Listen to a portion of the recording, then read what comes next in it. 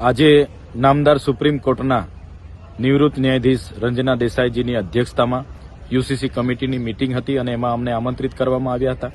ત્યારે અમને 12 થી 15 મિનિટ આ કમિટી દ્વારા સાંભળવામાં આવ્યા। અમે લેખિતમાં પણ રજૂઆતો કરી છે અને મૌખિક પણ એમનું ધ્યાન દોર્યું છે। અમે ગુજરાતમાં વસતા આદિ અનાદિકાળથી આદિવાસી સમાજ જેમની પોતાની નીતિ નિયમો, પરંપરાઓ, રૂઢિઓ, પ્રથાઓ અલગ છે, જેમ કે દીકરા દીકરી ભાગી જાય એને પતિ પત્ની તરીકે સ્વીકારવામાં આવે, બાળકો પણ એ ધારણ કરી શકે, જેમને મન મેળાપ નહીં આવે એના છૂટાછેડા પણ પંચ બેસીને કરતું હોય છે, જેને દીકરી હોય દીકરો ના હોય એ ઉત્તરાધિકારી તરીકે દીકરીનો જમાઈ લાવીને પણ એને ઉત્તરાધિકારી તરીકે નક્કી કરતા હોય છે। ગોદ લેવાની વાત છે, વારસાઈ કરવાની વાત છે। તમામ બાબતોમાં આદિવાસીના પોતાના અલગ પારંપરિક કાયદાઓ છે, જેને અમારે ક્યાંય કોર્ટ કે રજિસ્ટરમાં રજીસ્ટ્રેશન કરવા જવું પડતું નથી। તેવા કાયદાઓ પણ યુસીસી લાગુ થવાથી નષ્ટ થઈ જશે। સાથે સાથે જે વિધવા હોય, વિધુર હોય એને અમારો સમાજ પુનઃ લગ્ન કરવાની પરવાનગી આપે છે।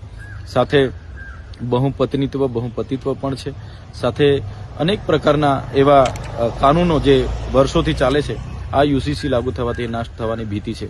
સાથે સાથે આદિવાસી સમાજને સામાજિક સમાનતા લાવવા માટે જે બંધારણીય જોગવાઈ છે, આર્ટિકલ 244(1) અંતર્ગત અનુસૂચિ 5ની જોગવાઈઓ છે, આર્ટિકલ 371 અંતર્ગત પણ સ્પેશિયલ જળ જંગલ જમીન ઉપરના પ્રાવધાનો છે।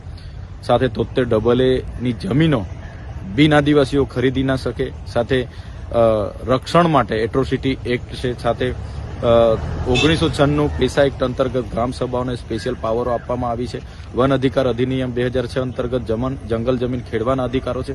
યુસીસી લાગુ થવાથી તમામ કાયદાઓ નષ્ટ થશે એવી ચોક્કસ અમને ભીતિ સેવાઈ રહી છે। ત્યારે યુસીસી લાગુ થાય એમાં આદિવાસી સમાજને સંપૂર્ણપણે બાકાત રાખવામાં આવે એવી અમારી માંગણી છે અને જલ્દ સે જલ્દ એની લેખિતમાં આદિવાસી સમાજને આપવામાં આવે એવી અમે આજે માંગણી કરી છે।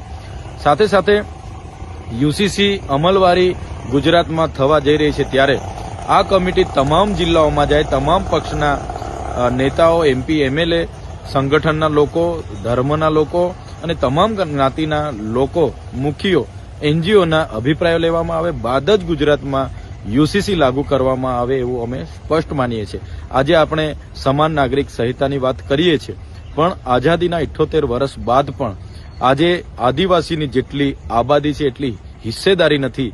એટલા માટે આદિવાસીઓને આમાંથી બાકાત રાખવામાં આવે એવી અમે સ્પષ્ટ માંગણી કરી છે અને આ કમિટી દ્વારા એની નોંધ પણ લેવામાં આવી છે અને જ્યાં પણ જરૂર લાગશે અમે ફરીવાર પણ રજૂઆત કરવા ત્યાં પહોંચીશું અને જો આદિવાસીઓને આ યુસીસીમાં સમાવેશ કરવામાં આવશે તો સ્પષ્ટપણે અમે કહીએ છીએ આવનારા દિવસોમાં સડકથી લઈને સદન સુધી અમારે લડવું પડશે, તો અમે આ યુસીસીના વિરોધમાં ઉતરીશું।